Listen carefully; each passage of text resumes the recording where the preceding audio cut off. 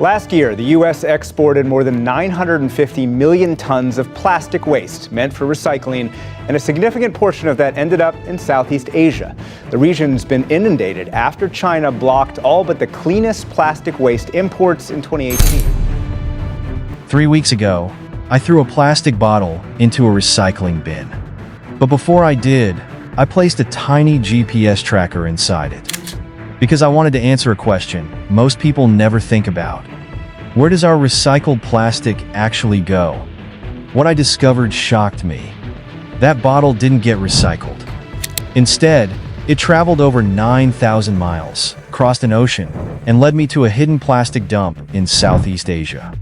And when I finally found it, I realized the recycling system might be one of the biggest environmental lies in the world. For decades, recycling has been sold to us as the solution to plastic pollution. Drink a bottle, throw it in the blue bin, and it becomes another bottle. Simple. But the truth is much more complicated. Every year the world produces more than 400 million tons of plastic. And despite decades of recycling campaigns, less than 10% of that plastic has ever been recycled. The rest is burned, buried, or dumped into nature. For years, wealthy countries had another way to deal with their plastic problem. They exported it. Instead of recycling plastic domestically, companies shipped it overseas to countries willing to process it more cheaply. For a long time, China handled most of this waste. But in 2018, China banned most plastic imports through a policy known as National Sword. Suddenly, the entire recycling industry was thrown into chaos. To see where plastic actually ends up, I decided to run an experiment.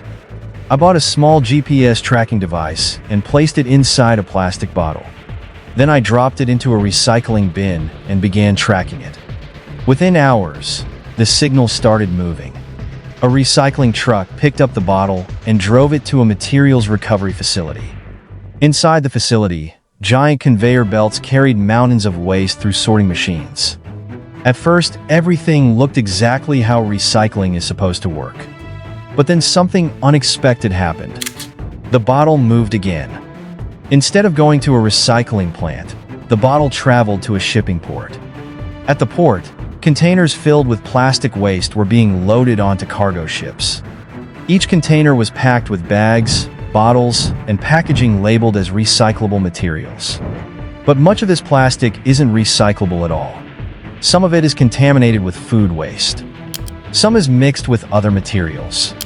And some plastics simply cannot be recycled economically. So companies ship it overseas. 2 weeks later, the tracker signal reappeared. But the location was no longer in my country. It was in Port Klang, Malaysia. Port Klang is one of the busiest shipping ports in Southeast Asia. After China banned plastic imports, Malaysia became one of the biggest destinations for global plastic recycling. Containers arrived from the United States, Europe, Australia, and other countries. Many were labeled recyclable plastic. But once they arrived, a lot of them went to unregulated factories scattered across rural areas. Following the tracker led me to a town outside Kuala Lumpur called Jenjeram. Jenjeram used to be a quiet farming town surrounded by palm oil plantations. But after plastic waste imports increased, recycling factories began appearing everywhere. Warehouses filled with plastic waste. Trucks delivering containers from the port. Inside one warehouse, I saw mountains of plastic waste from all over the world. Workers sorted the waste by hand. Some plastic was recycled into pellets. But a huge portion could not be recycled at all. Behind some factories, I saw thick black smoke rising into the sky. Workers were burning plastic waste in open pits. Burning plastic releases toxic chemicals, including dioxins. These chemicals are linked to cancer, hormone disruption, and respiratory disease. Residents living nearby report headaches, coughing, and breathing problems. A local environmental activist told me that some factories dump plastic waste in secret locations. So, we followed a truck, leaving one of the recycling plants. After driving for nearly 2 hours through palm plantations and dirt roads, we found it. a massive field covered in plastic waste. Bottles, food wrappers, plastic bags, and broken containers stretched across the land. This was an illegal plastic dump.